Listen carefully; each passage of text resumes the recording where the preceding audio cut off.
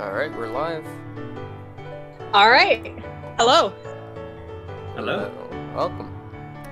All right. Today we have No, go ahead. today we have a special guest with us. Hi, I'm Alpha Remaster, a DGM composer / arranger who usually does primarily Pokemon stuff.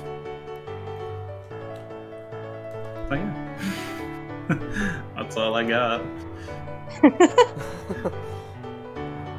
All All right. right, T, you can start us off.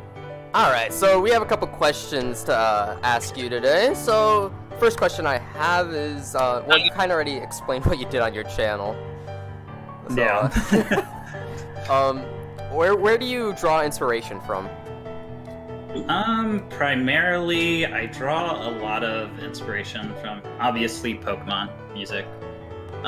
Mainly, probably more like the GBA and Diamond and Pearl era, or DS era, I should say. But I still get my inspiration in like weird places. Like, there's been a few times where I get inspiration from like Legend of Zelda. A few times I get my inspiration from anime openings. Yeah, weird thing to get inspiration from sometimes. But yeah, primarily from that. I try to really mesh a bunch of styles that I like. So I kind of just take some things I like and try to mesh it together and create my own thing. And yeah, so that pretty much sums it up there. Oh. All right. All right, we have people in the chat. Hi guys, welcome to the stream. Hooray. Remember, questions are always welcome. Mm-hmm. Yeah, if you have any questions for me, I can like answer them. I'm good about questions usually. I try to be descriptive as possible. All right, now I have another question for you. All right.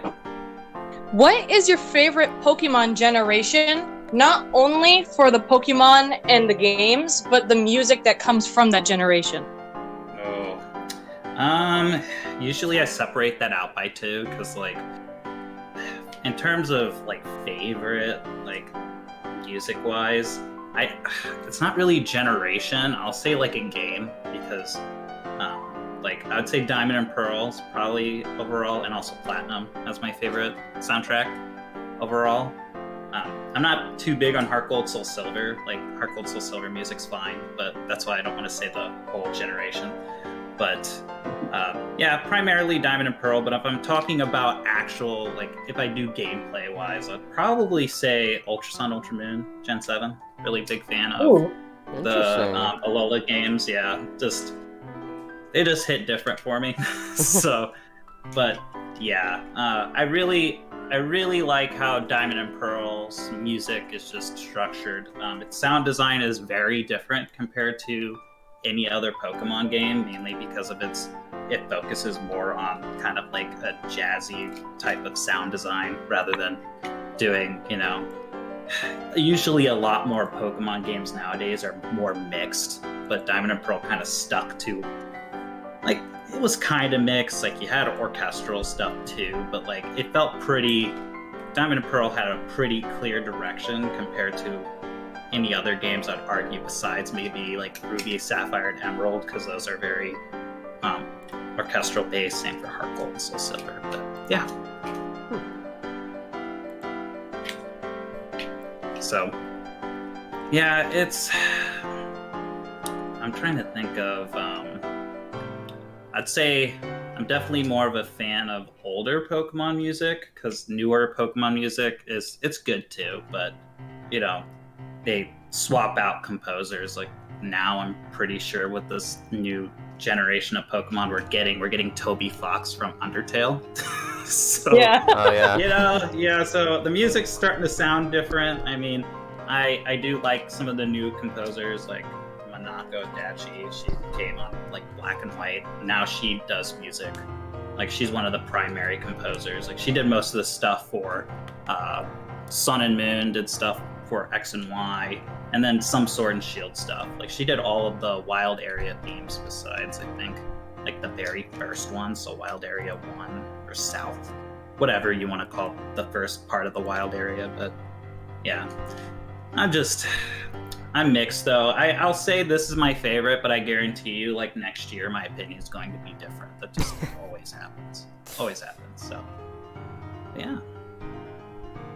I mean, what about you guys? Do you have any particular favorite generations of Pokemon or music in particular? Well, I already know that T is going to say Gen 5 because he just is everything Gen 5. Yeah, but Gen I can't 5. be talking much because I'm biased towards Gen 4 in the same way. Hey, nice. Yeah, Gen 5 was definitely... Gen 5, I think, had the most... It had all of like the old and kind of new Game Freak people. Like it had Masuda doing the battle themes, though he kind of composed them, and Ichinose. I like to say Ichinose. I like saying that better. It's probably not right, but Ichinose arranged his battle themes. But you also had Ichinose composing. Adachi did a few tracks. That's when she started out, but she wasn't like a main composer. They also had Sato, who came in from Diamond and Pearl, which that's the reason why Diamond and Pearl sounds really unique, because of her. And then also they had Shota Kageyama, who hopped on during like the Heart Gold Soul Silver era. So yeah, it had a cool lineup. That's why the music sounds really, I'd say, diverse. And I like Yenova's music a lot. I'd probably say Black and White's definitely up there for me. I think it's pretty good, pretty solid. Yeah. I do like Gen 4 music as well. Yeah, Gen 4 is really... The weird thing about it is, like, you had Diamond, Pearl, Platinum, which kind of had its own set of instruments. Like, they sampled stuff for it.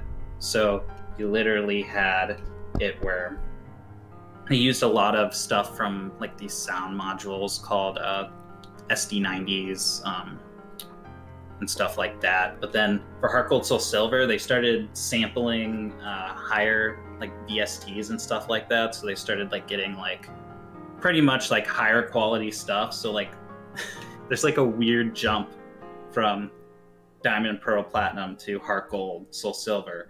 And then like Black and White kind of pretty much is a slightly improved version of Heart Gold Soul Silver sound stuff. So it's interesting. Very interesting. Oh, least Art Junkie asked. He asked, what's your least favorite gen in terms of music or overall?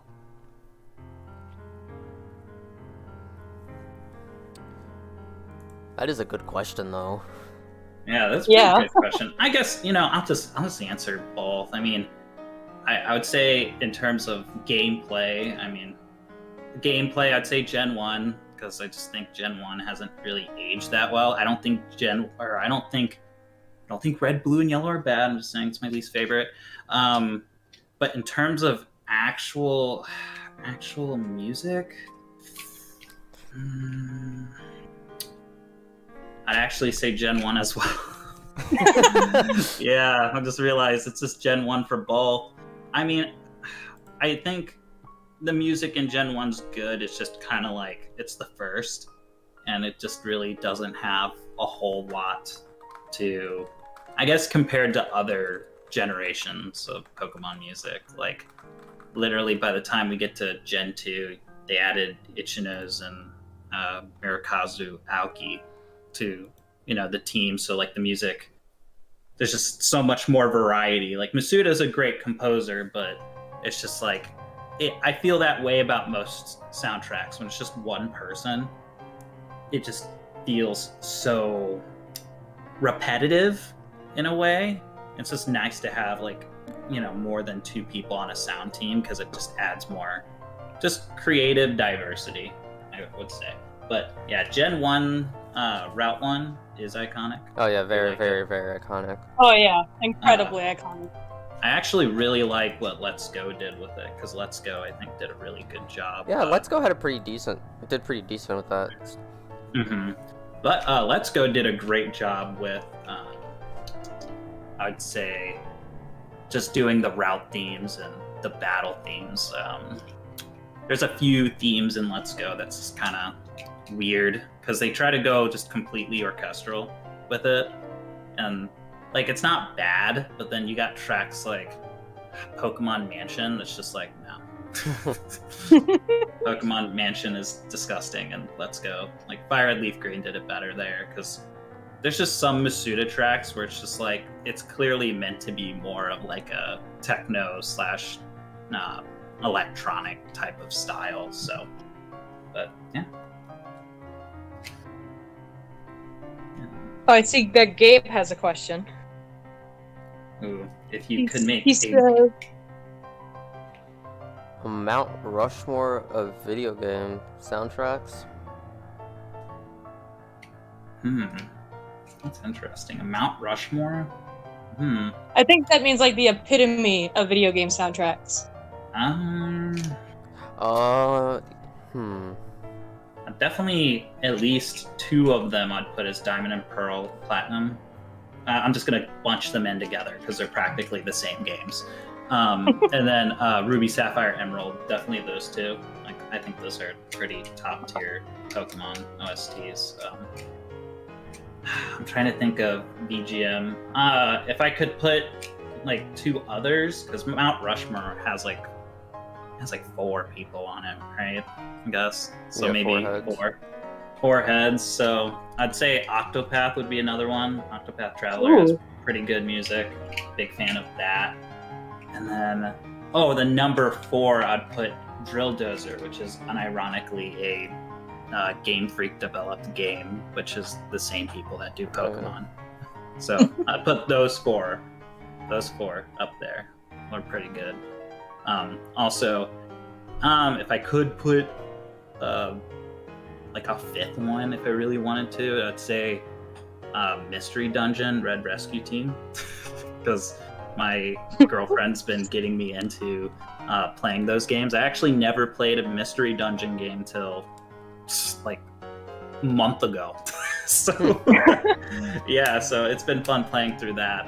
That has good music as well. So yeah, you know what? I'm putting 5. I'm adding an extra head. Those 5 are pretty good, pretty solid. And then Art Junkie asked, "What about Lavender Town?" Lavender Town and Let's Go. Yeah, Lavender Town's awesome. I actually know how to play that on the piano. Oh, nice. Yeah, I tried to learn how to play piano for a little bit, and I stopped doing it, but that's like the one theme I remember how to play, and I still play it. Every time there's like, I work at an auditorium, so we have like a grand piano, so every time like I roll it out, I'm just like, okay, I'm gonna play this real quick, because I can. It's cool. But yeah. I guess that's all I really got, unless people have more questions about like pertaining to this discussion, or if you guys have more to add. Do I scare people with it? No. Oh, you just hear it from like 3 rooms down. Oh, Lavender and people are running. It's like clearing it.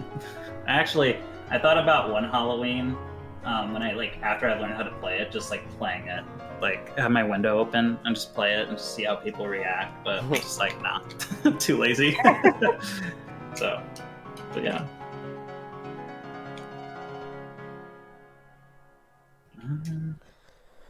All right, here's a good question for you. All right, fire away. Are there any remasters that you would want to do, but are hesitant for one reason or another? Wow. Oh yeah, there's a lot. I can go down a big list. One thing definitely that I would like to do, like, is Sinnoh Gym Leader theme. That one would be really cool to do. The only issue with that one is that it's like really hard to make it sound good for some reason.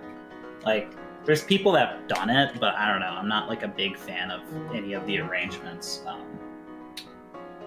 that people have done for it. I also can make the same about like a lot of the Ruby and Sapphire battle themes too. Like, there's a lot of cool ones, and I want to do it, but it's just like they're just so hard.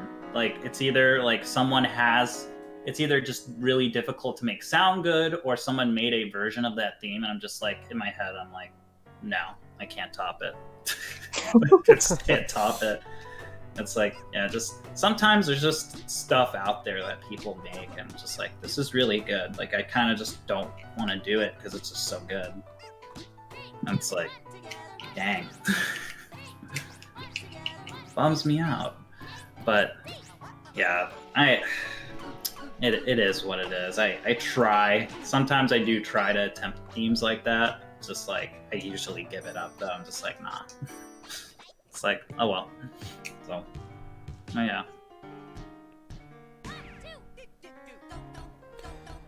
All right. So, you've done a lot of remasters of. I remember looking at a lot of things that I noticed you would do is like style, like where Gen 7 style. Yes. Which, one of my favorite ones that you did was Route 10 from Black and White.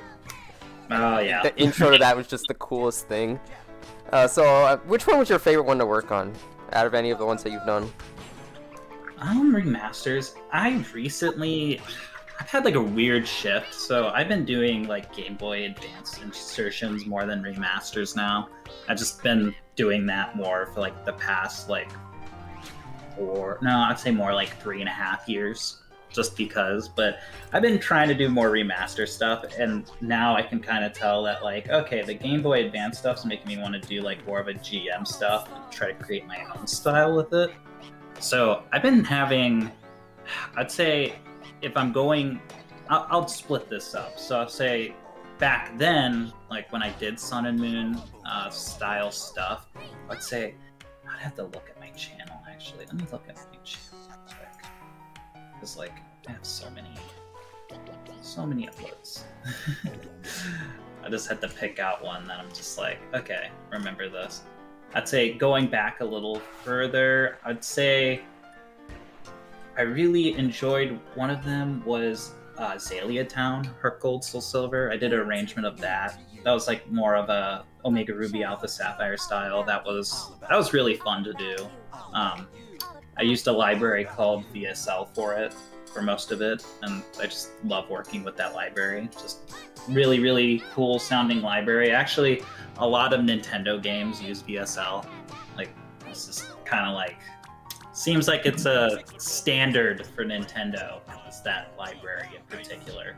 Like, I'm pretty sure there's a Dragon Ball game, like, I think it's called Dragon Ball Z Kakarot or something like that. That literally just uses VSL. It's kind of cursed because Pokemon also uses VSL. So it literally just sounds like a Pokemon track in a Dragon Ball game. It's just really, really cursed.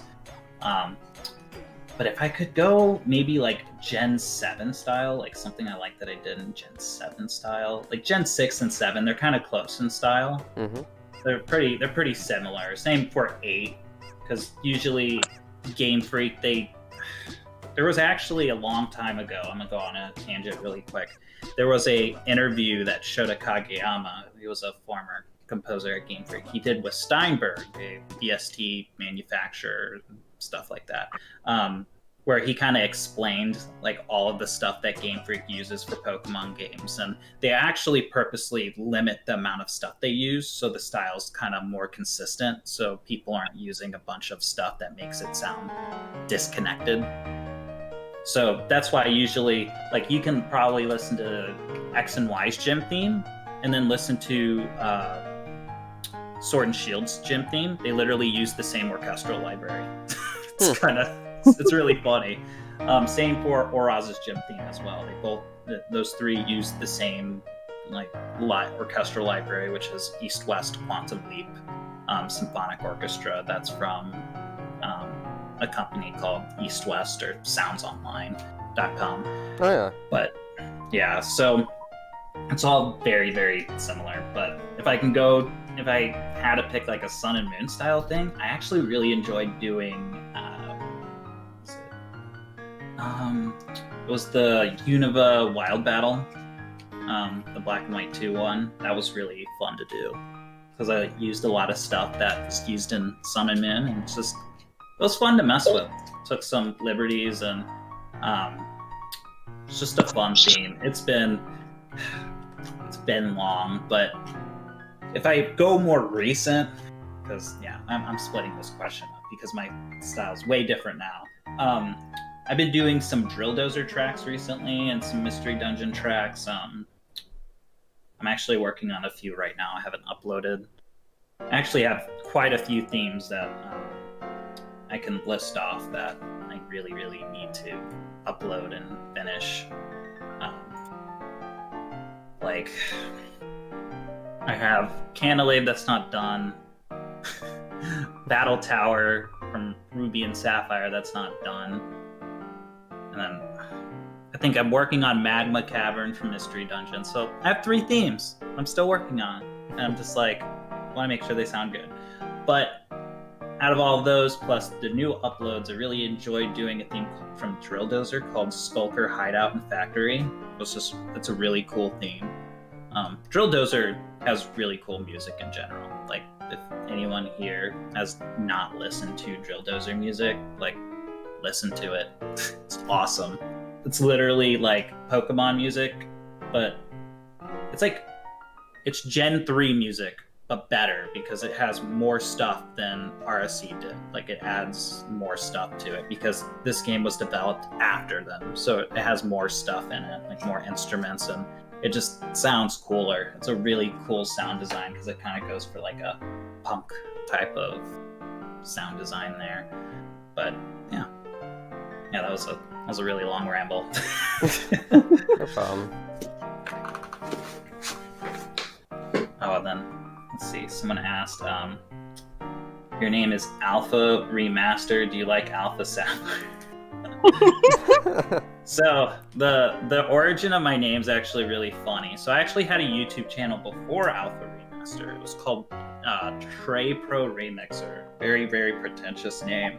I made it when I was like 14 because like that's when I started making music, when I was like 14. Now I'm 22.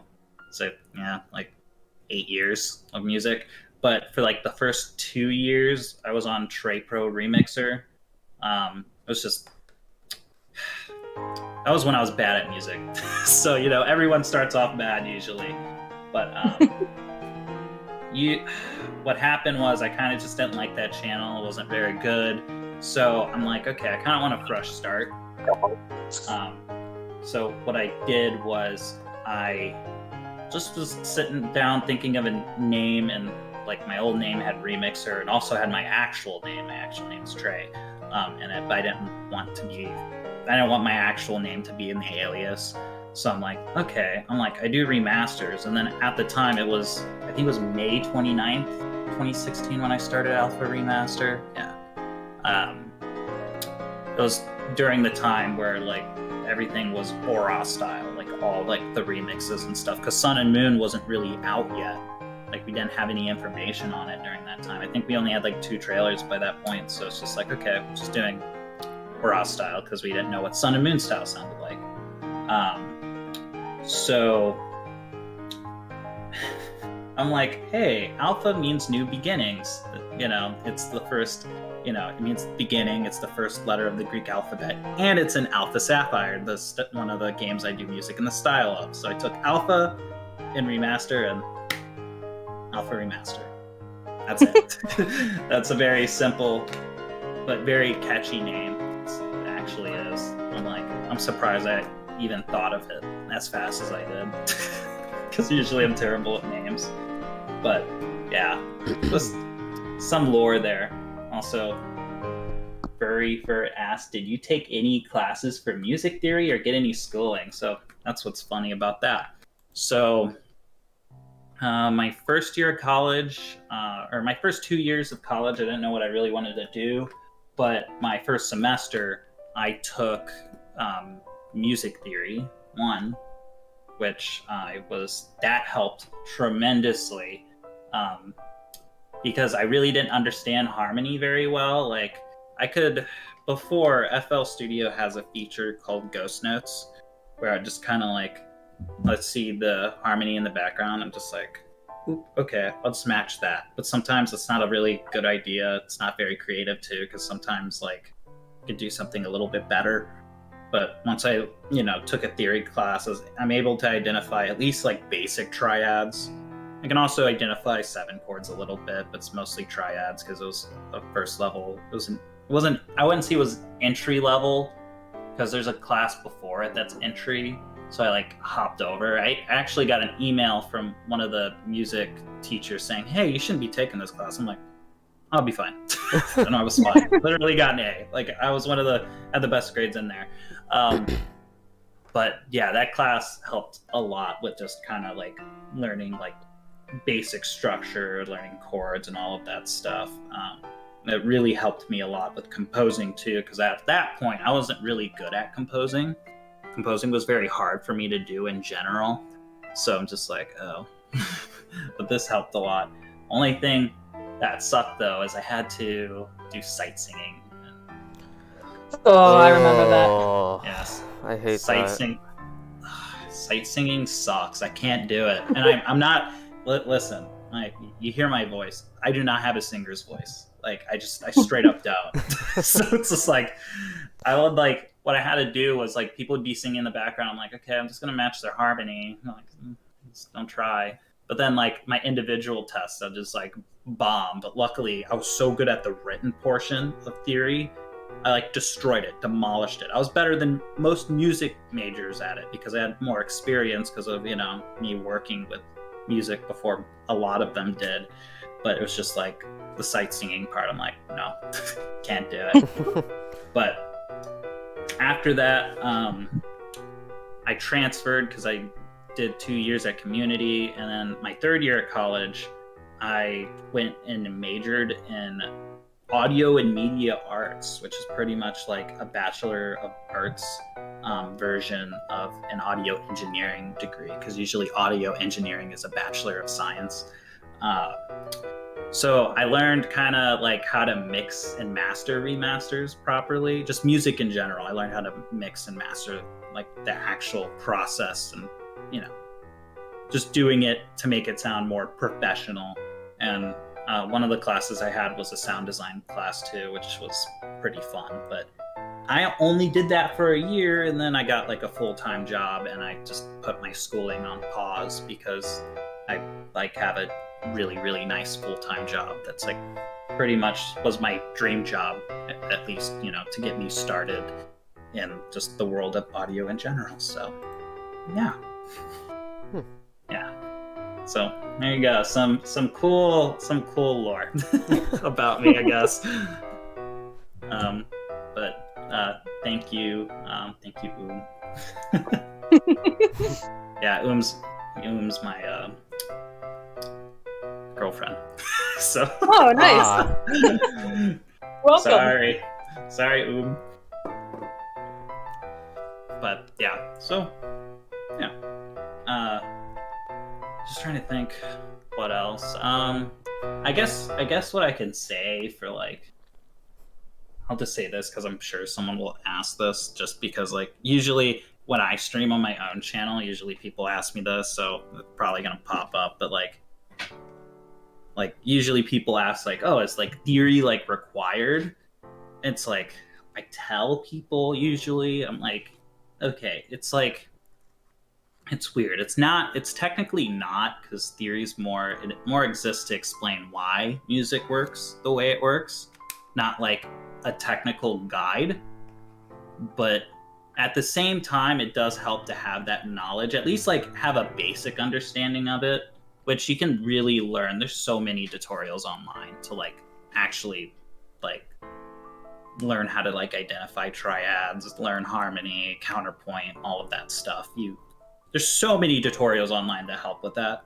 So like I just tell people it helps to have at least a basic understanding of theory, but like it's not like a be all end all. Just like, at least like try to learn the concepts, but like take in mind that like you don't have to follow it to a T, because literally there's so many songs that break rules in theory. It's kind of absurd. Like heck, there's a lot of Pokemon music that Masuda does that if you like followed conventional music theory, like it would it would just break your mind. Like there's yeah, Masuda tracks are wild because it's just so funny. Like I think Mozart would be appalled. oh my lord, like literally the Kalos Wild battle, like the part that goes do do do do do do do, like that part, like the melody and counter melody has G, C, and F in it, but then the bass line's playing F sharp. I'm like, ew. Oh. yeah, but like it's just like like you can't follow actual theory and be like, yeah, that works. But yeah, there's also Masuda, it's weird because like he does like advanced harmony, but like sometimes he doesn't, so it like makes me wonder if he's just doing random stuff and sometimes it works and sometimes it doesn't, because like fun fact, the Ruby, Sapphire, and Emerald Champion theme, the bass notes, like in most of the parts are wrong. They're just harmonized wrong, straight up. Like, I have to like demonstrate it like when I stream on my channel one day.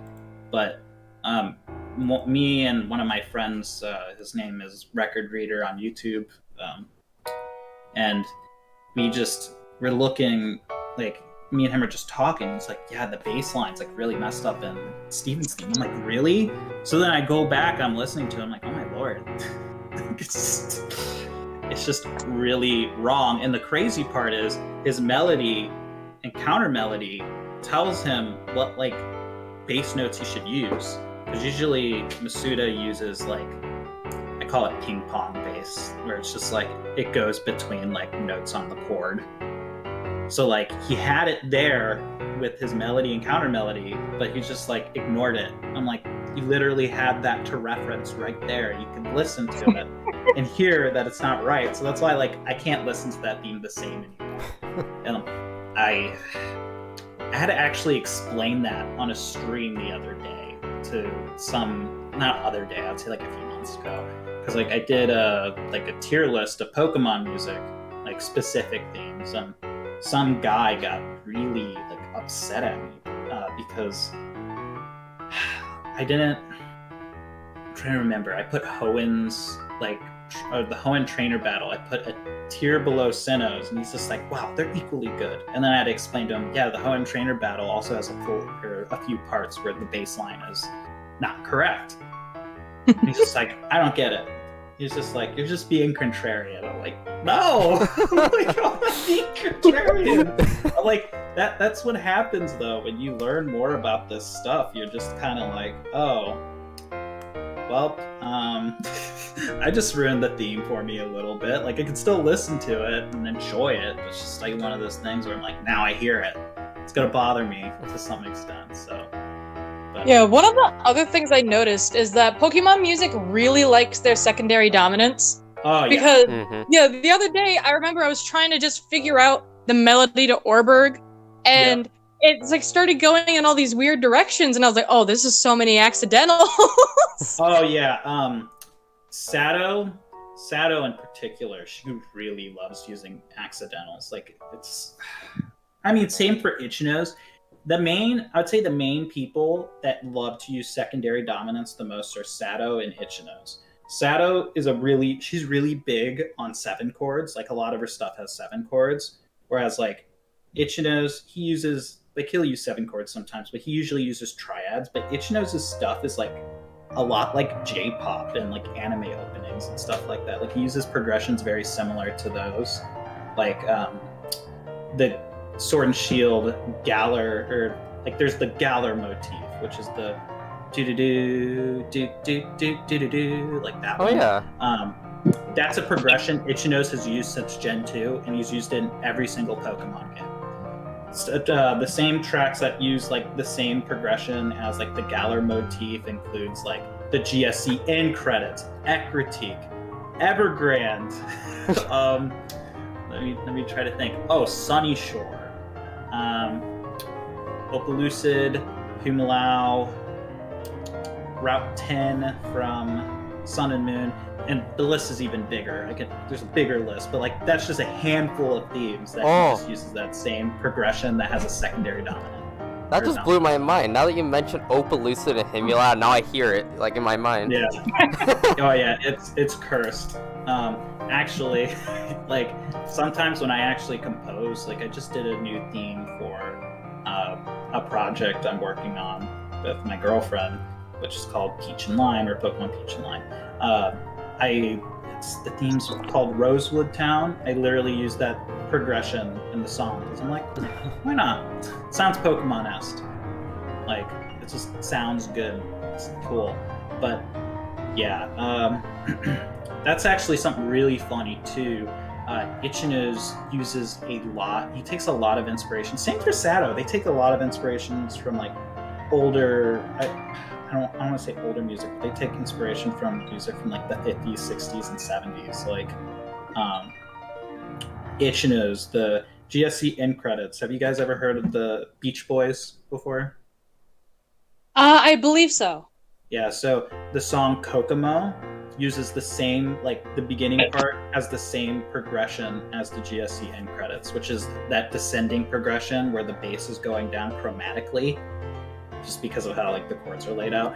But both songs have it. Like you could play Kokomo and then whistle the GSC end credits on top of it and it'll fit just fine. It's kind of funny. Like it's really cursed, but yeah, they all get inspiration from like different places. Like Sato, for sure, she definitely gets a lot of inspiration from like jazz stuff because her stuff sounds like jazz. Like I don't know how to really put it. Like you even listen to her stuff in Legends Arceus. Like you listen to, I'm thinking, like Crimson Mirelands 2. Like there's this end part that's like it's an electric piano part. It just sounds like an improvised part that like an actual jazz musician would do. So it's just like it's cool. It's really cool. But yeah, they do. Each of the Game Freak people do something. They all have their like weird, like unique, like style. Like I think Shoto Kageyama, he's probably like he's not a part of like the Game Freak team anymore, but he still did stuff for like Brilliant Diamond, Shining Pearl. Like he arranged all that music and stuff, and did Let's Go's music, and also did Pokemon Unite, Duel. Like he's still like doing Pokemon stuff, just not a part of the main series anymore. But his style sounds like it's like literally like mobile game style. Like he has like a very like I can't describe it. His style sounds very modern compared to all the other Game Freak composers. Like he has a very like his stuff sounds very anime-esque. Like it just sounds like anime music in the background, like newer anime music, like something like out of like My Hero Academia or like the new Pokemon Journeys anime. Like his stuff sounds very similar to like that stuff in the background. And then like Adachi, her style's a little weird, but I know she really loves using diminished chords a lot. Like she spams diminished chords in a lot of places, so that's a whole nother thing too there. So, but yeah, it's cool. It's cool we have this much diversity in Pokemon. Now we have Toby Fox. Hooray. Hooray.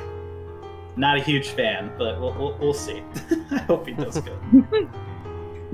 But no, I actually have a pretty theory-heavy question for you. Yeah, sure. Fire away. All right, so you know how in Western pop music, there's that very common chord progression of like 1, 5, 6, 4, or whatever that one is? Oh, yes. Oh my gosh. So Japan has their own version called the Royal Road progression, which is like 4, 5, 3, 6. Mm-hmm. And Pokemon music tends to use that quite a bit, especially in like the surfing theme from Gen 1. Oh, yeah. So my question is, how often do you find yourself coming across that progression while doing Pokemon music? I don't see, that's a weird thing, is I'm sure I have, because sometimes I really don't think of like the actual like, I don't think of the actual like Roman numeral analysis when I'm doing like most tracks. I only think of them like usually when I'm like doing there's like a certain progression like that I like the GSC end credits. Like I'll remember that Roman numeral analysis, or at least I used to. I don't anymore because it's just like I don't really need it on a DAW. At least like FL Studio, you can just place it down. I just remember the chords. But yeah, I mean, it wouldn't surprise me just how much Game Freak reuses the stuff in general, like progressions. It's just common. That's just how it is. Usually when it's kind of like the 1-5-4-6 thing. It's the reason why a lot of the people use it is because they're exposed to it so much. It's just you hear it and you unconsciously reproduce it. Like that just is what happens. Like I've done that before where I've reused a Pokemon progression before, like the Ichinose progression I was talking about. I used it in a different song. That was an accident that time where I'm like, oh, I didn't even mean to use it. It just happened. Because I'm so used to listening to it, my mind just kind of adapted it, but into my own scenario. So it's cool. It's really cool. I kind of like when like progressions are like reused because it kind of adds like a sense of familiarity to it. But like it's not like technically the same. It's just really cool to me. Like I just love when progressions usually get reused. I'm just not a big fan of like the 1-5-4-6 and like pop music because it's like really boring in terms of a progression. Because like there's no secondary dominance or there's like nothing like that's like ooh, this is colorful. It's just boring. Because like the Royal Road progression at least has like some interesting tension in it, especially with that 3-chord being thrown in there. Yeah. But what I find really funny is that Rick Astley used the Royal Road progression and Never Gonna Give You Up. Oh my gosh. Yeah, I can hear that. That's cursed. I hear it too.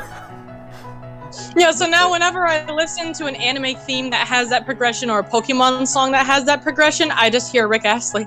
Oh yeah, that's what I love about like progressions, when you like figure out like a primary place where you found it, or like a really memorable place.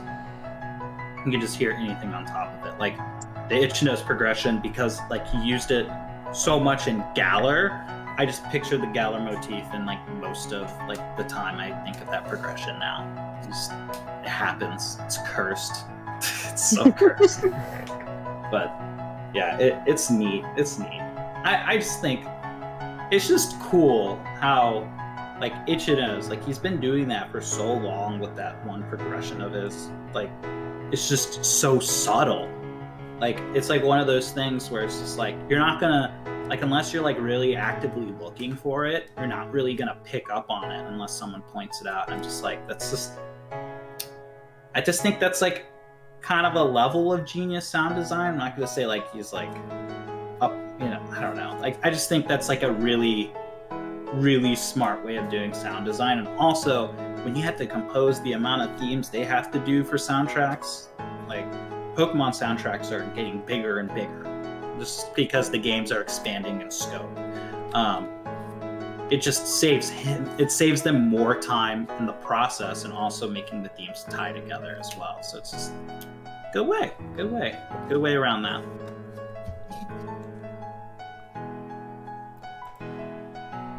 So yeah, that's all I got on that. All right. All right, T. Yeah? Oh.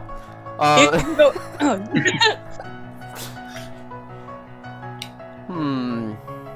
I'm not sure if you mentioned this already, but do you sample instruments and sounds from the games, like the style it is in when you remaster?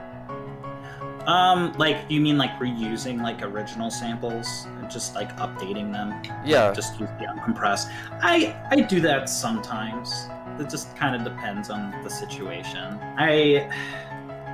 I'm like at a weird point now where I just kind of do whatever works. Like my favorite library I've been using lately is Halion 6, which is also used in Pokemon a lot, especially its GM string sample. Like Ichinose uses it everywhere now for some reason. But Hallion's really cool. It's also Hallion takes from a Yamaha keyboard sound selection. I don't know which one exactly. I'd have to go look because there's some documentation about it with VGM Resource. I don't know if you guys heard of VGM Resources. That's like a big it's a big channel that has a bunch of people looking for old Pokemon samples and stuff. I was one of the people that made it, and I unironically don't participate in it anymore because I don't care about that stuff anymore. Funny enough. But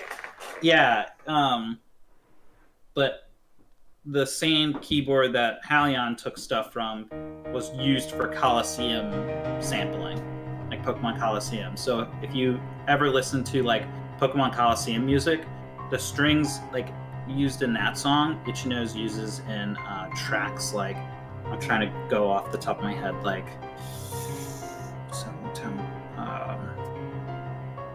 can't remember. I have to look at the OST name. I'll say the Galar Trainer Battle uses the same strings like Colosseum does. I'm trying to remember another track because I can never remember Galar tracks because they're really, the names are kind of weird because it's... let's see. It's driving me crazy. I can't remember it. Turfield Town uses the same strings as Colosseum. Actually, you can even go back to Sun and Moon. The Totem Battle has the Colosseum strings in it. So it's kind of cool. Those strings are being used in newer Pokemon games now. So it's just cool. Very cool. But yeah, just going back to before though, I kind of just do whatever now. Whatever works. And just go crazy with it. So yeah.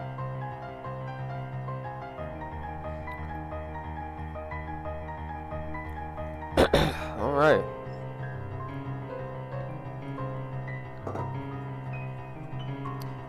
All right, I got another question for you. All right. You ever done any collaborations with other other YouTubers that kind of do similar stuff to you do or something? So to answer your question, yes, I have. I have done stuff. I have a lot of friends that do GBA music insertion or remasters. I've collabed with them before on stuff. I will say usually I'm not big on collabing, mainly because usually collabing, I'm trying to put it in a good way. I don't mind collabing. I'm just one of those people where I'm I don't want to collab unless I have to. If that makes sense. If I need help with something, I'm big on trying to do something myself, just because it's if it's hard, I want to be able to challenge myself to be able to do it. But also sometimes, once you get, to a certain level with stuff, you kind of realize how you want to do things, and sometimes it's kind of hard to work with people who do things differently, and it's not always bad, but it's just that's why I tend to not collab very often, just because I'm I could just do it myself. It's just one of those things where I'm I'm fine. But yeah, that's just very, very general. But usually most of my collab stuff is not even on YouTube. It's usually composition stuff, me helping people do mixed GBA stuff, just help them with that. But that's usually as far as it goes. So All right, cool. yeah. All right, I have another question for you. All right, awesome. If you were to explain your process of making a remaster, the process of hearing the song, deciding what style you want to put it in, and then the process of actually analyzing and making it, how would you explain that to someone? Oh, Lord. So it's weird because sometimes it depends on the theme. So sometimes I'll listen to something and I'm okay, I have an idea of what I want to use stuff on, and then I just do it. For other times, if I can't think of something, this is what I usually do. I can even apply this to compositions, because usually this is something I tell people with even compositions. If you can't think of anything, find a theme, like just find themes that, that you think would fit that scenario that you have to compose for, but find multiple of them and just take elements from all of them and just make something cool out of it. Because it's a good way to get inspiration and do something, that's like unique. You can draw from that. But that's usually what I also do for remasters. I'm like, if I can't think of something, like I'll go, like if I'm doing something in Pokemon style or, or something, I'll go listen to a track, or go listen to some tracks that kind of sound similar to that, which again, it's Pokemon music. So like you have tracks like Sunny Shore that's pretty similar to like a track like Slateport. So like I did Sunny Shore not too long ago, I think like a year ago, or over a year ago. Gosh, time goes by fast. But Sunny Shore, I got inspiration from Slateport and Oros just a little bit, just to kind of like help me like reference like, okay, this is the type of style I want to go for, because the themes are kind of similar, but they're like also different, obviously, because they're different themes compositionally.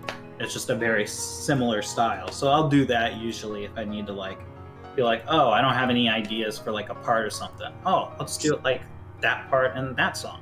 So yeah, that's just generally how I do it. Usually now, it takes me, if I can really like go through like the process or like the timing, usually it takes me a few days now to do themes, mainly because one, usually I don't want to burn myself out. That's a big thing that a lot of people like a lot of musicians, like at least like starting out ones, don't realize you need to like pace yourself, because burnout with music is bad.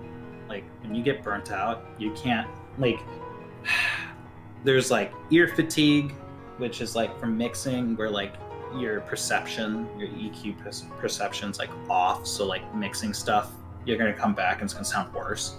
And then there's also like getting burnt out with compositions or remasters, where like you listen to something so much and it doesn't sound good, but your mind's like used to it now, and then you come back to it and you're like, wow, it sucks.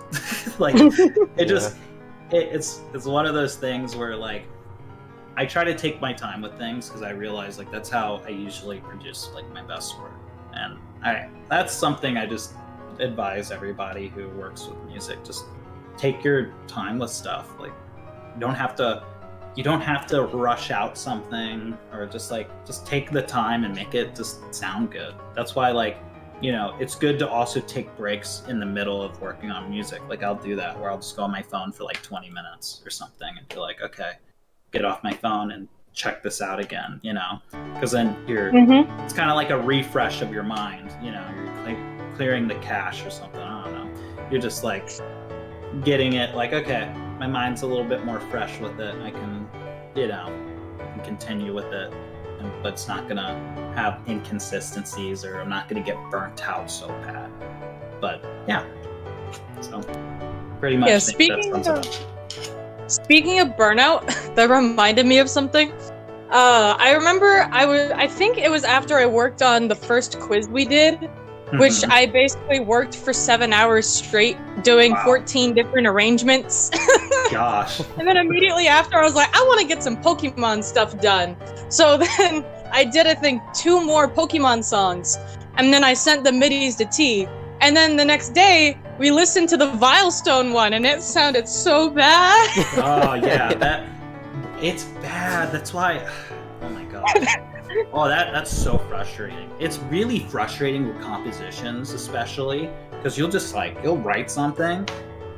I had it before, like, I'm working on a project called Emerald 2, and the one track that my team, or the team that I'm part of, like, it's their favorite track now. But when I was working on it, the second half of the song, like, sounded like it was bad. But like my mind got used to it, so then I'm like, oh, it sounds good. Like the night I quote unquote finished it, and then like one of my friends listens to it and they're like, hey, this part is like really rough. Like it just sounds like it's carrying on and not like, it just sounds awkward. And I re-listened to it, I'm like, oh crap. and like that took another 2 or 3 days for me to figure out how to deal with that part. Just because like my mind, it's crazy because like, especially with that stuff, you get trained and your mind gets used to how the composition sounds. So it's really hard to like break out of that. It's really hard. That's why you just kind of have to like, you know, again, like it's just burnout so bad, so dumb. Just like ears are so mean, brain's so mean, so mean.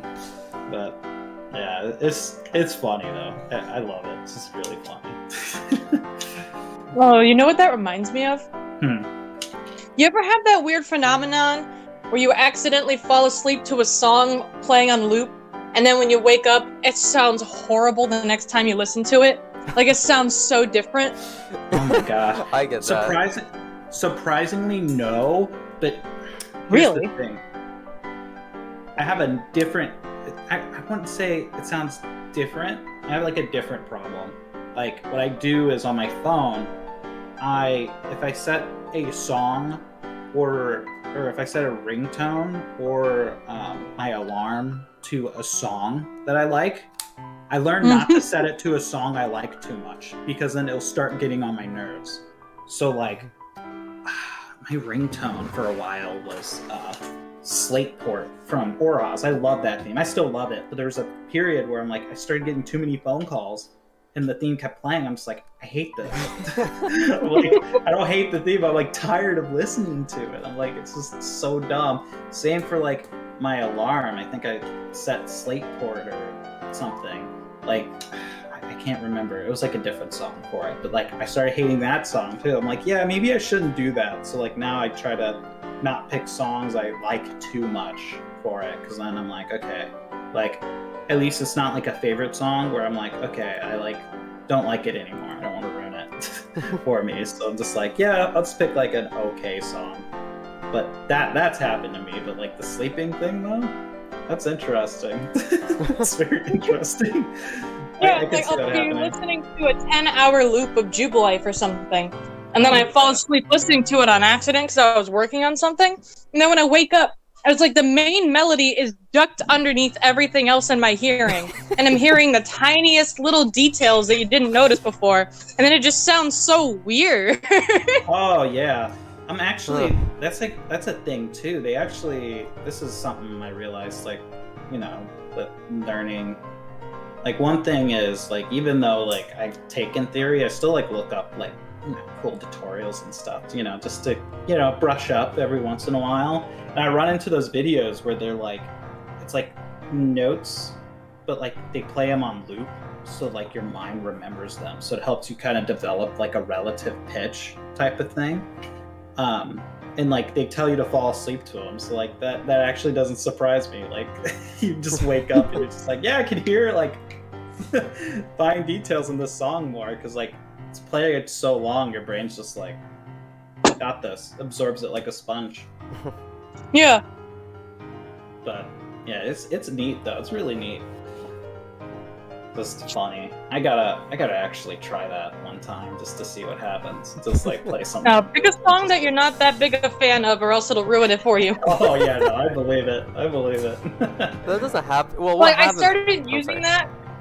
Go But ahead. what were you saying, T? I was gonna say, well, that kind of happens to me, but when I wake up, the song's going faster and faster and faster. Oh my gosh. So I'm like, wait, Wait a why is this minute. fast? Oh, Lord. Alright, go ahead. I'm sorry. No, because, like, I remember back when I was in high school, like, I was not a fan of a lot of the modern music that was coming out. Oh yeah. And it's like, it was like really catchy stuff, but I hated it. So I would fall asleep to it, and my mind would start treating the song as background noise. So whenever I heard it, I could like easily ignore it, because I just like, it did that weird ducking thing that I talked about. And I was Oh, like, yeah. yeah, now it can't bother me. That's funny. Yeah, like with going back to like me setting it to alarms, like, because like, you know, I'm not big on waking up in the morning, so like every time I like hear, like, one of the themes actually I remember is Art Museum from PAWd. Like I can't listen to it anymore, because like it for some reason reminds me of when I have to wake up in the morning. So it, like, deters my mood for some reason. I'm like, no, I Mhm. can't listen to it because it's like a I'm trying to remember the term for it. It's like Pavlov's law or something with that song, where it's just like my brain's just like, I should be like agitated that I have to wake up in the morning, but like I don't have to because I'm already awake. So my mind's just like, ugh. But yeah, just fun stuff. That's all I can say. Fun stuff.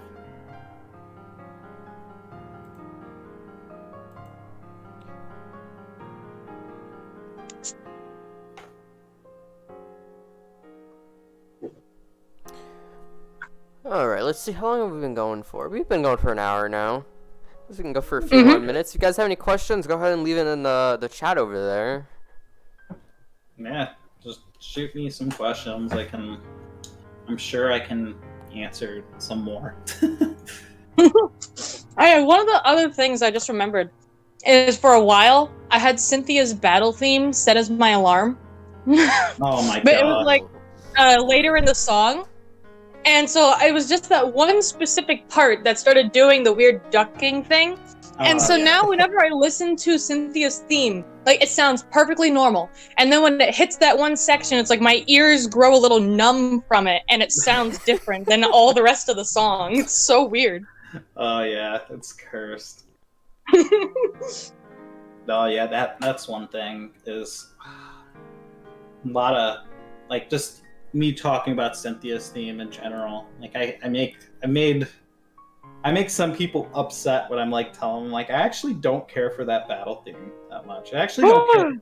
I know. I don't care. Well, it's more most champion themes I really don't care for in Pokemon for some reason. Like I only like a few. Like they're alright, but I'm just like, eh. I'm like, oh well, like, you know, not my first thing I would think of, but you know, it's okay battle theme. Ooh. GJ asked, what soundtrack do you think is criminally underrated? Ooh. That's pretty good. If I can think of underrated. If I could think of terms of like Pokemon, I would say I think X and Y kind of gets slept on pretty bad. But I think the big thing that a lot of people realize is X and Y sounds really different. That's because of the absence of Ichinos. Like he's not that's like the first soundtrack he's not present in since like Gen 2 or since Gen 1 actually. Like he started in Gen 2 and was doing music all the way up to that point, but Ichinos took a break to work on Pocket Card Jockey, which that was his game, which he was working on music for that, and then also he's working on stuff for Sun and Moon as well. So like X and Y is just primarily Kageyama and Dachi, so I think it threw a lot of people off. But ironically, I think it's actually kind of cool that we got a Pokemon soundtrack without Ichinos again. Like it just sounded really cool, and I think it gave Kalos kind of a really unique feel that like a lot of Pokemon games really didn't have for a while. At least, like when I say unique, not like as in like the other soundtracks aren't unique or something or bad, but I'm just like, it just made X and Y stick out to me a lot in terms of like, you know, especially like now with like the modern games coming out, like more modern ones, like X and Y just, to me, just it's really nice. It's a really nice soundtrack. I think a lot of people just sleep on it because like it comes after Black and White and Black and White 2. So like people are like, eh. but I'm just like, I love it. I think it's cool, and it's definitely, I would say, the most non-sounding Pokemon-ish track or soundtrack we've had, just in general, which is kind of funny. Just sounds really funny and really cursed, but I love it. But if I could think in general, like a soundtrack that's pretty underrated, I guess I'll bring up one of my Mount Rushmore picks, but say Drill Dozer, because not a lot of people know about Drill Dozer. That's why it's underrated. But like Drill Dozer stuff, if you like what Ichinos did in Legends Arceus, or like what he did in like Gen 7, like just like Drill Dozer is primarily Ichinos, and then like some guy named Satoshi Nahara or something like that. But I think that guy only did fanfares for it. But yeah, all the tracks in there sound very, very good. Like it just sounds better than most of like Ichinos' actual work, because it's a smaller soundtrack. Usually smaller OSTs tend to be better, just because like they're able to focus more on like the tracks and like making them polished and sound good. And like Drill Dozer, for sure, it shows in that big time. But yeah, definite recommend for everyone there. It's awesome. Very awesome soundtrack. Now, for some reason, first note is when you were talking about Kalos, every single time I hear the word Kalos, I just think Lumio City and that music starts playing in my head. Oh, yes. But second, in terms of when you said we're talking about like a criminally underrated soundtrack, I just thought about the most cursed, horrible soundtrack I've ever heard. It comes from this really old it's either NES or SNES. It's a Rocky and Bullwinkle platformer game. Oh my gosh. And if you look at any song from that soundtrack, it is absolutely horrific. Anytime I hear like people like they say, "Oh, what is bad video game music?" 2 songs pop in my head: the Crazy Bus title screen. Oh my god! The Spider-Man 2 pizzeria theme. Oh my god, those 2 in particular are so bad, but unironically, they're so bad that I love listening to them. They're just like there's an enjoyability factor in them. Like it's just so bad that I'm like, okay, I actually like these tracks because they're bad. Oh my goodness. Have you ever heard the music from that one PlayStation Lego pizza delivery game? Oh my gosh, I think so. Oh my lord. It's bad. I think there's like a big playlist that someone made of like worst BGM. Like, I'm pretty sure it has like those songs. Like every song we probably listed is on there.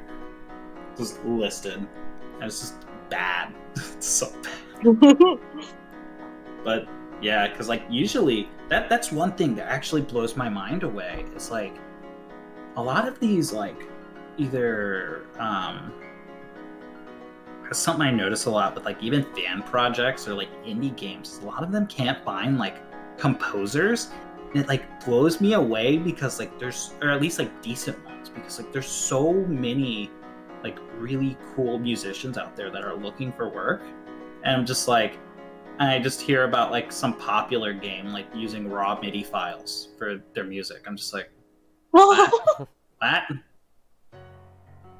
I'm just like, come on, like that just like that makes me sad a bit. I'm just like, you guys could do better. Like it's just like some people don't actively look for music, or they don't care enough. I'm just like, music's a big part of the game to me. Like sound design is just, you know, a lot of sound design can go a long way. I mean, heck, like I'm just like playing Legends Arceus earlier, like playing through it a second time, just like even like music's good in there, but also just like the way it's just structured, like you go in a cave and like all the like sound effects are like they have a lot of reverb on them. I'm like, that's cool. Stuff like that. Like you want to find somebody who can do stuff like that, not someone who's just like, oh, yeah, I just, you know, I just throw down random notes. The end. Like literally, like I'm pretty sure like that's how, like it's literally unironically probably how Masuda learned how to compose. And like a lot of like dev / composers, because usually, again, it's just weird. Like they have a tough time, but there's a lot of musicians that would just hop on that. It's just like, you guys don't have to like learn how to make music that ends up sounding jank when you could just find someone. Like I get like money and stuff though. I mean that's a valid excuse, budgets for games and things like that. But even then, I'm just like, just just find somebody. Stop making bad music. Or don't, like, do random stuff when you could find someone who knows what they're doing. So, but, yeah, it's just... could go on all day about it, but... Yeah, that's all I got on that matter. Alright, does anyone else have any other questions? No? If not, then we should be good to wrap up in a moment. Yep. Alright. I guess I can ask you guys a question, this one last one. How long have All you right. guys been doing music for? Oh dear. Ooh. Alright, T, you answer first. I don't even know. Let me see. 3rd grade. How old was I?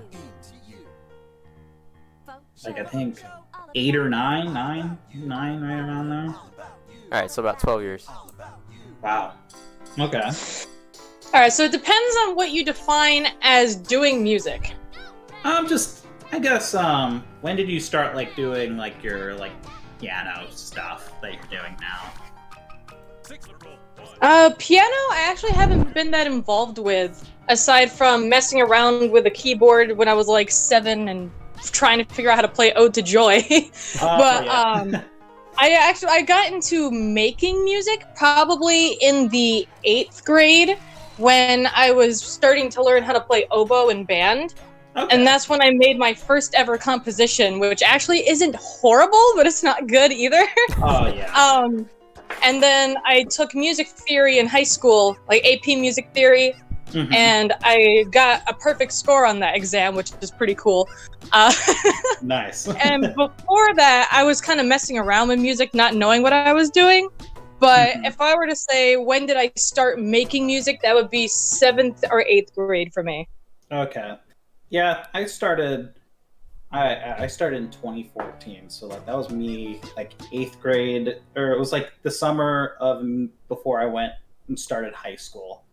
Because like I think Omega Ruby and Alpha Sapphire was announced, so like I was just hearing so many remixes like from people. I'm like, God, this is cool. I want to remix stuff. And funny enough, I couldn't really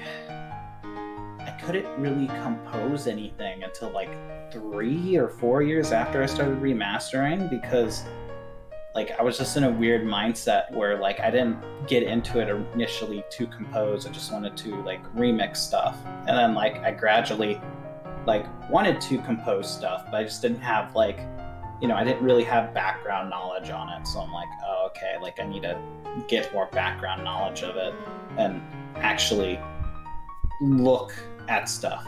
Which, you know what, I can add that real quick. With like my process and stuff too, I'm really big on looking at MIDIs. Like I'm a very visual. It's also like my greatest strength, but my greatest weakness with music is I'm very visual. Like if I look at a track, like if I look at something and analyze it, I'm pretty good at that. It's just like the ear training, I need a lot more work on. I've been really bad with ear training, like at least trying to be better at it. But visually, like I can look at a MIDI and like kind of like learn like its quirks from that. Just like looking at it, I'm like, oh, okay, that makes sense. Just like that. But yeah, so for me, yeah, it's been 8 years, almost a decade. Kind of time goes by fast. Goes by way too fast. In terms of ear training, I would say I'm pretty decent at it. Like, if I hear a song, I'm good at identifying intervals. I can know what kind of chord is being used, like the secondary dominant, stuff like that. Yeah. But it's identifying the actual note that's hard for me. Yeah. Like, I'll be like, okay, so this chord progression is like a 1, 6, 4, 5 with a secondary dominant in there somewhere. What note am I starting on? Yeah, literally. Like, for me, I could tell, like, this makes sense. I could tell, like, the quality of it. Like, I could tell if it's like, oh, it's major or minor. Like, I can listen to, like, a song in Dorian mode and be like, oh, it's Dorian. Oh, look, it's in Dorian. Like, I just laugh at that. But yeah, I'm really bad at it. I'm not good at... I'm okay-ish at intervals. I'm decent. It's like one of those things where I kind of like know the range. I just sometimes can't pick out the right interval, so I just have to like play around with it. But Yeah, that's fun. And then chords, I straight up, like, I can tell when like a secondary dominant's used, or when like the pitch changes in the song, or the key changes. Like, stuff like that's really obvious to me. It's just like, I'm like, oh, okay, like I can hear it, but like my mind's just like, okay, that's it. That's all I can really do. My mind just goes out in that moment. I'm like, okay, I can't like be very descriptive. I can just tell something's going on, but I can't like describe it in detail. But yeah.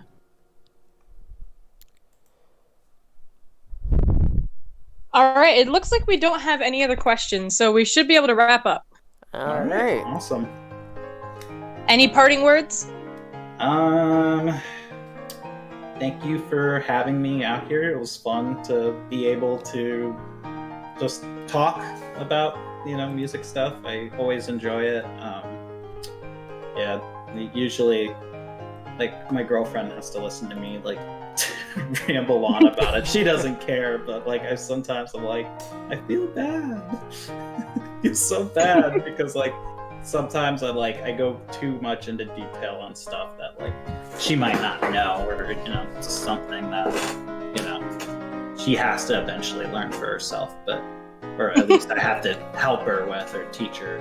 But yeah, it was very, very nice. And then also for people watching, if you if you don't know my channel very much, give it a check out. I do remasters and also GBA/DS music insertion as well.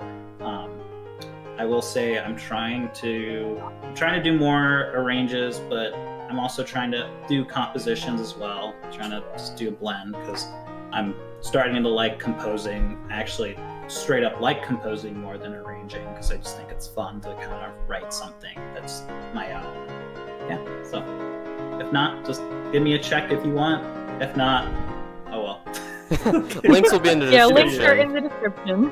Yeah, so links in the description. Yeah, so yeah. Also, check these K and T out here. Like, they deserve more. I mean, you're already on the channel, so I mean, yeah. Yeah, hit that subscribe button. Yeah, hit subscribe. Like, actually, I need to like the stream just to get it on the all that fun more. stuff. But yeah, that's all I have to say, really, though. All right, thanks for coming out. Yeah, no Yep. problem. It's fun. All right, later. Later.